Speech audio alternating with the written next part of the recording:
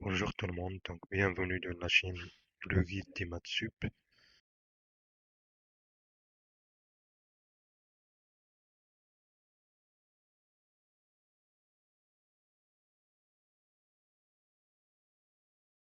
Donc on va continuer sur les exercices des applications linéaires, donc niveau 2. Donc question 86. Donc on note Rn de x l'espace des polynômes à coefficient réel de degré inférieur ou égal à n, avec n un entier naturel. On considère les deux applications suivantes. F qu'à chaque polynôme de degré inférieur ou égal à 3 doit associer p de 0 plus p' de 0. Et G qu'à chaque polynôme pi de degré inférieur ou égal à 3 lui associer 1 plus p' plus x p seconde. Alors on va vérifier que f de 0 différent de 1. Donc en effet, donc on a f de 0 est égal à 0 appliqué à 0, le polynomial appliqué à 0, plus sa dérivée appliquée à 0.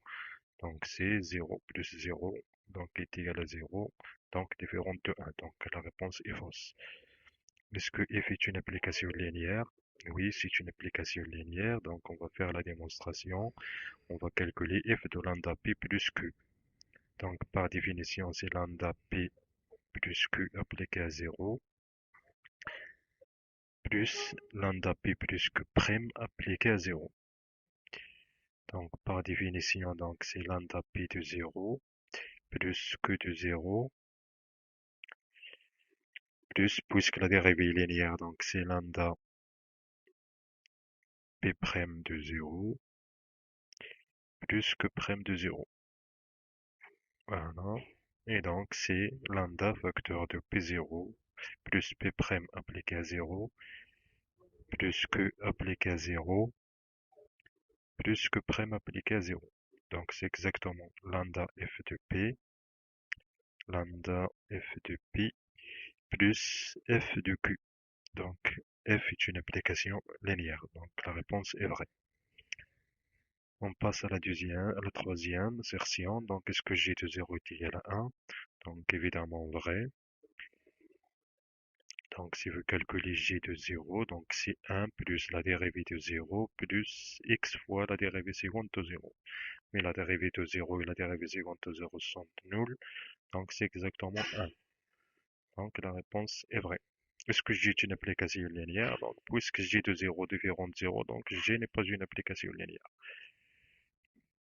Voilà pour cette question. On passe à la question 87. On considère les applications suivantes. F de C à valeur dans C, qu'à chaque Z de lui associer réel de Z.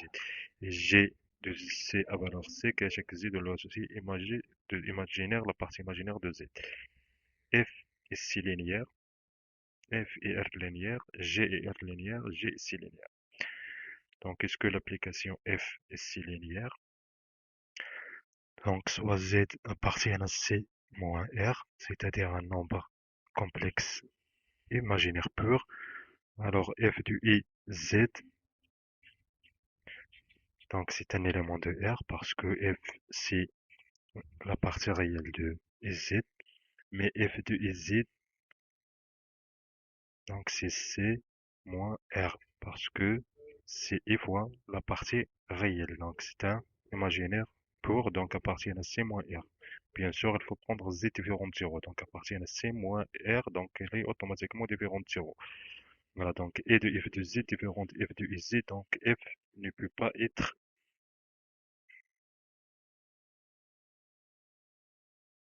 c linéaire. Est-ce que f est R linéaire? Donc oui,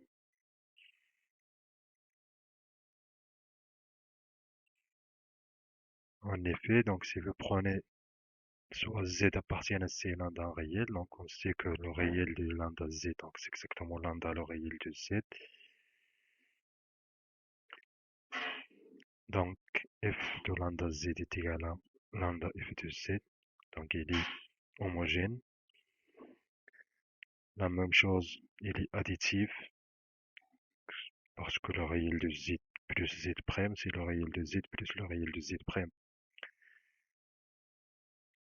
Donc si vous prenez deux complexes, soit z, z' appartient à c, donc le réel de z plus z prime, donc c'est exactement le réel de z plus le réel de z prime.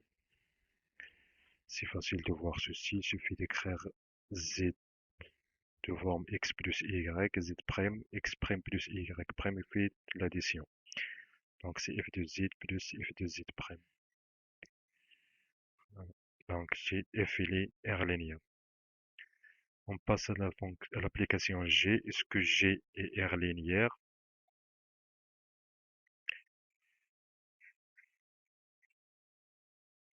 Donc oui, G il est R-linéaire. Donc si vous prenez Z appartient à C et lambda un scalaire dans R,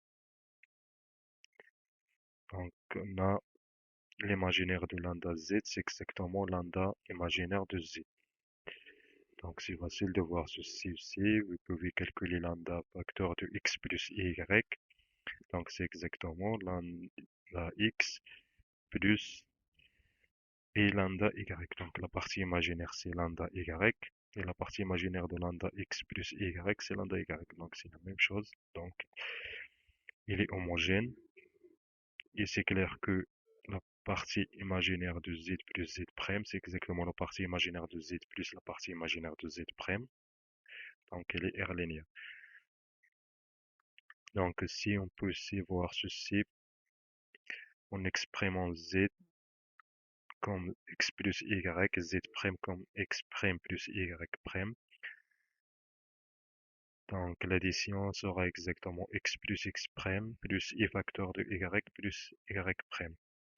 Et donc la partie imaginaire, c'est la somme des parties imaginaires, donc il est G linéaire. Est-ce que G est C linéaire? Donc non, n'est pas une application C linéaire. Donc on peut trouver des exemples tels que lambda fois z, l'imaginaire de lambda fois z différente à lambda fois l'imaginaire de z. Donc par exemple, si vous calculez g de i, donc la partie imaginaire de i, donc c'est 1, mais on peut voir i, c'est i fois 1, donc i de g de 1, donc est égal à i fois la partie imaginaire de 1 qui est égale à 0, et donc i fois g de 1 différente g de 1 fois i. Donc elle n'est pas si linéaire. Voilà. Donc on passe à la question 88. Donc on considère les applications suivantes. F, qui à chaque z de lui associer le module de z, et G, qui à chaque z de lui associer le conjugué de z. F est si linéaire, F est R linéaire, G est R linéaire, G est si linéaire. Donc clair que F n'est pas si linéaire. Donc si vous calculez F de 1 plus moins 1, donc c'est exactement F de 0. Donc c'est le module de 0, c'est 0. Mais F de 1 plus F de moins 1, donc c'est le module de 1 plus le module de moins 1. Donc c'est 1 plus 1, donc est égal à 2. Donc F n'est R linéaire ni C linéaire. Là, est-ce que G est R linéaire? Donc oui, G est R linéaire. En effet, donc si vous calculez G de lambda Z, bien sûr, prenez directement Z, Z prime dans C et lambda dans R. Donc on sait que le module G de lambda Z plus Z prime, donc c'est exactement le conjugué de lambda Z plus Z prime. Donc c'est le conjugué de lambda Z plus le conjugué de Z prime.